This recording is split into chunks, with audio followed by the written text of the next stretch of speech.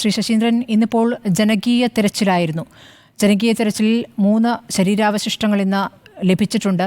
പക്ഷേ അതും സൂചിപ്പാറയിൽ നിന്ന് എയർലിഫ്റ്റ് ചെയ്യാനുള്ള സൗകര്യമുണ്ടായില്ല. അപ്പോൾ സന്നദ്ധ പ്രവർത്തകർ അതിൽ പരാതി പറയുന്നത് കേട്ടു. ഇപ്പോൾ തെരച്ചിലിങ്ങനെ നീളുമ്പോൾ, ദിവസങ്ങൾ അങ്ങോട്ട് കഴിയുമ്പോൾ പഴയ രീതിയിലുള്ളൊരു ആത്മാർത്ഥത ഉണ്ടാകുന്നില്ല എന്നവർ സംശയിക്കുന്നുണ്ടെങ്കിൽ അതിനെന്താണ് മറുപടി?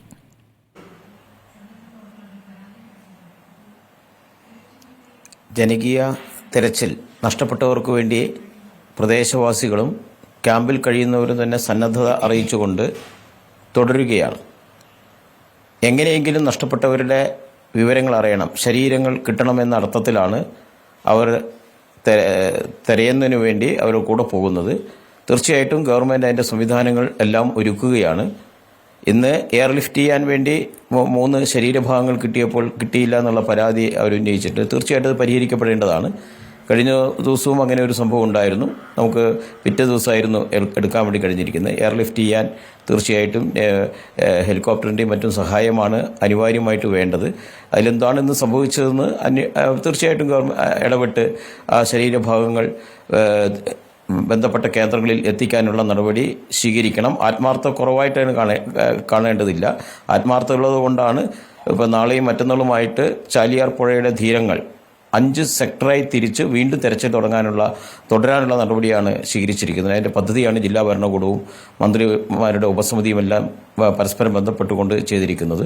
തീർച്ചയായിട്ടും എയർലിഫ്റ്റ് ചെയ്യാൻ വന്നതിലുള്ള പോരായ്മ എന്താണെന്ന് മനസ്സിലാക്കി എന്നുള്ളത് എന്തായാലും അത് അവിടെ ഏത് രീതിയിലായാലും അത് ആ ശരീരഭാഗങ്ങൾ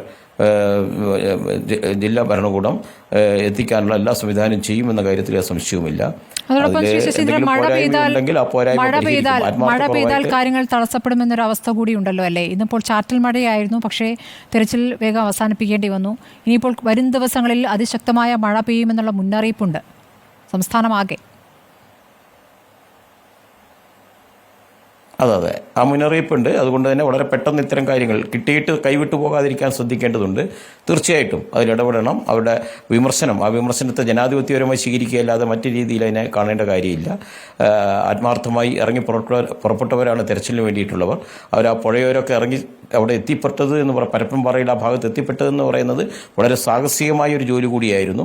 അതുകൊണ്ട് അവരുടെ വിമർശനത്തെ നമ്മൾ ഏറ്റവും ജനാധിപത്യപരമായും ഏറ്റവും ബഹുമാനത്തോടെ കണ്ട് ആ പരാതി പരിഹരിക്കുക എന്നുള്ളതാണ് ആവശ്യം. തീർച്ചയായിട്ടും അതിൽ ഇടപെടുക എന്നുള്ളത് സർക്കാരിൻ്റെയും ജില്ലാ ഭരണകൂടത്തിൻ്റെയും ഒക്കെ ചുമതലയായിട്ട് മാറിക്കഴിഞ്ഞിട്ടുണ്ട്. തീർച്ചയായിട്ടും ഇടപെടുക എന്നുള്ളതാണ്. ആ വിമർശനത്തെ നല്ല സ്പിരിറ്റോടെ ഉൾക്കൊള്ളുക എന്നുള്ളതാണ് നമുക്ക് ചെയ്യാനുള്ളത്. ആ അർത്ഥത്തിൽ നമുക്കതിനെ കാണുകയും ചെയ്യും.